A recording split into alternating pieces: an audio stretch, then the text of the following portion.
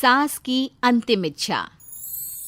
देखिए माँ जी, वो पड़ोस की लूटन मौसी है ना, उनकी बेटा बहू उन्हें गोवा ले जा रहे हैं। अरे क्या बात कर रही है बहू, उसके तो ना मुंह में दांत है ना सर पर बाल, क्या करेगी गोवा जाकर। अपनी अपनी किस्मत है माँ जी, लूटन मौसी मरने जो वाली है। हैं? अरे बहू, ये कैसा मरना हुआ जो पहले से ही पता है और ऊपर से गोवा भी घूमने जा रही है। बोला ना माँ जी, ये अपनी अपनी किस्मत है। बात हुई थी मेरी लूटन मौसी की बहू से, बोल रही थी कि चलो दवाई में जो पैसा लगेगा वो गोवा में लगा देते हैं। सास को बहू की बात से पता नहीं क्यों नफरत की बदबू आ रही थी, लेकिन वो कुछ नहीं कहती और कमरे में जाकर लेट जाती है। क्या बात है, लूटन के तो मजे ही मजे है। वैसे आइडिया बुरा नहीं है, थोड़े से पैसे लगाओ और सीधा गोवा की सैर। मैं भी चलती हूँ गोवा। अगले रोज सास तय वक्त पर उठती नहीं। अरे देखो जी, माँ जी अब तक उठी नहीं। आज दूध वाले से दूध और काम वाले के लिए दरवाजा मैंने ही खोला है। अब कम से कम माँ जी का ये तो सुख है कि सुबह जल्दी उठना नहीं पड़ता। अरे बड़ी अजीब हो तुम, मेरी माँ सुबह से उठी नहीं है और तुम्हें चिंता दूध और काम वाली की है। अरे तुम्हें चिंता है ना, तो जाओ जाकर देखो क्या हो गया। वैसे मेरी किस्मत कहाँ लूटन मौसी की बहू जैसी। बेटे को माँ की चिंता होती है, वो सोचता है कि कहीं माँ की सांसें तो नहीं रुक गई और हमें पता ही नहीं चला। बेटा माँ के कमरे में जाता है और वहाँ जाकर, माँ क्या हो गया है तुम्हें? बेटा, लग नहीं रहा कि अब मैं बचूंगी, लल्लन डॉक्टर के पास ले चले। अरे कैसी बात कर रही है माँ, तेरी तबीयत सीरियस है और मैं तुझे लल्लन झोला छाप डॉक्टर के पास ले जाऊं? ना ना ना। अरे तो कहाँ ले जाएगा बता दे, वहाँ एडवांस दे दिया है मैंने, वो क्या कहते हैं गूगल पे से। हैं? तूने क्यों पैसे दिए माँ? तुझे पता था क्या कि तू बीमार होने वाली है? सास को लगता है कि कहीं चोरी पकड़ी तो नहीं गई। वो हड़बड़ा जाती है और उसे पसीने निकलने लगते हैं।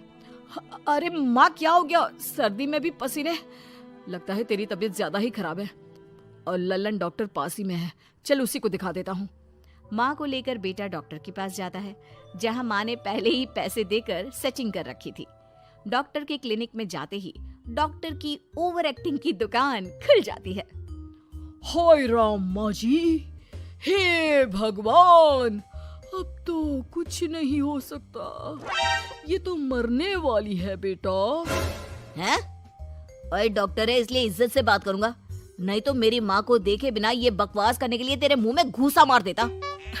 अरे ना ना बेटा, ऐसे मत बोल, वो डॉक्टर है, उसे वो दिख जाता है जो किसी को नहीं दिखता। हाँ माँ, शायद तू ठीक बोल रही है। डॉक्टर क्या दिखा आपको? हमारे डॉक्टर जी, जिन्होंने पहले से ही माँ से बोलने के पैसे ले रखे थे। यमराज, काला भैंस, वो तुम्हारी माँ को ले जा रहा है, ले जाओ इन्हें। यार माँ, ये डॉक्टर ही है तांत्रिक, क्या क्या बोला जा रहा है? अरे बेटा, वो डॉक्टर है, उसे वो दिखता है जो किसी को नहीं दिखता। इनकी हर इच्छा पूरी करो, क्योंकि यम नहीं चाहते कि इनकी कोई भी इच्छा को अधूरी रखा जाए। निराश मन से बेटा माँ को लेकर घर आता है। माँ, आज से मैं ऑफिस नहीं जाऊंगा, चल तुझे वो झूले वाले पार्क में ले चलता हूँ जहाँ तू पिताजी के साथ जाया करती थी। ठीक है बेटा चल, लेकिन साथ में वो बीड़ी का बंडल रख लेना, तेरे पिताजी वहीं झाड़ी में पिलाते थे मुझे। हैं? माँ कैसी बात कर रही हो? वैसे भी जीवन के 4 दिन बचे हैं और तुम। अरे देख बेटा, ना पिलानी तो ना पिला, लेकिन सुना ना तूने डॉक्टर ने क्या कहा कि मेरी कोई इच्छा खाली नहीं रहनी चाहिए। अरे वैसे बेटा 4 दिन की जिंदगी है, न जाने कब मौत आ जाए। माँ के मुंह से मौत का नाम सुनकर बेटा गंभीर हो जाता है, उसकी आंखें लाल हो जाती है। वो माँ का हाथ पकड़ लेता है। माँ को भी लगता है कि उसकी मौज मस्ती कहीं बेटे को डिप्रेशन में ना डाल दे। देख, लल्लन का फोन आया था, बोल रहा था कि हो सकता है मौत ना भी आए, पर इच्छा पूरी करके रख दे। जब जाऊंगी तब तृप्त होकर जाऊंगी, क्यों? तभी बहू की आवाज आती है, माँ जी आपकी फेवरेट गट्टे की सब्जी बनाई है। सास खाने के टेबल पर जैसे ही बैठने वाली होती है, बहू उनकी चेयर पीछे करती है और प्यार से बिठाती है। बहू शांत हो जाती है। वो माँ को बस देखती है और उनकी हर बात मानती है। रात को जब सास सोने जाती है तो, माँ जी मैं आपके पैर दबा देती हूँ, आज आप डॉक्टर के पास गई थी, थक गई होंगी ना। बहू का प्यार देखकर सास को हैरानी होती है। वो समझ नहीं पाती कि जो बहू उनके मरने को अपना भाग्य बताती थी, वो आज जब सास मरने वाली है तो दुखी क्यों हो रही है। क्या सोच रही है माँ जी? यही ना कि मैं ऐसा क्यों कर रही हूँ। माँ जी मैंने आपको हमेशा अपनी माँ माना है। माना आपसे नाराज होती थी, परेशान होती थी, आपकी बातें चुभती थी, लेकिन यकीन माने प्यार बहुत है आपसे मुझे। सास बहू को गले लगा लेती है। अरे तू क्यों मोह में डाल रही है? आज नहीं तो कल मुझे मरना ही है ना।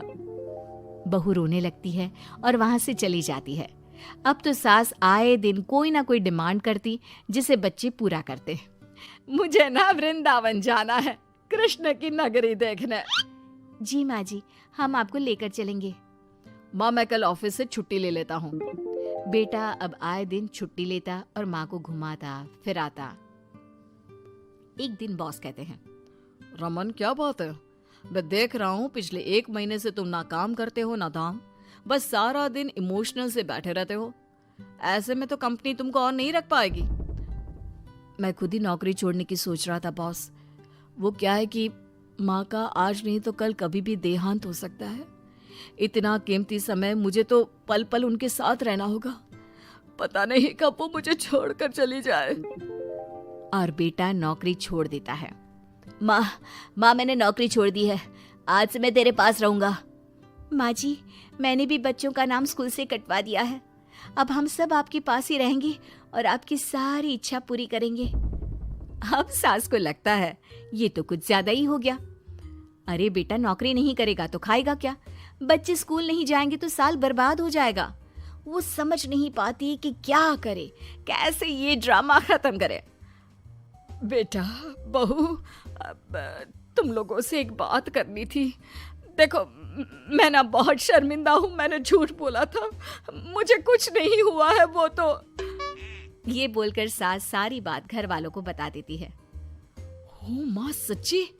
हे भगवान मैं जानता था माँ को कुछ नहीं होगा। वाह माँ जी ये तो बहुत अच्छी खबर दी, मैं तो हलवा बनाने जा रही हूँ। तुम लोग मुझसे नाराज नहीं हो? नहीं माँ जी हम बहुत खुश हैं कि आपके मरने की खबर झूठी है। माँ शायद मैं तेरे ठीक होते ही तेरा इतना ख्याल रख लेता तो तुझे ये नाटक करने की जरूरत नहीं पड़ती। माँ जी आप हम लोगों को माफ कर दीजिए।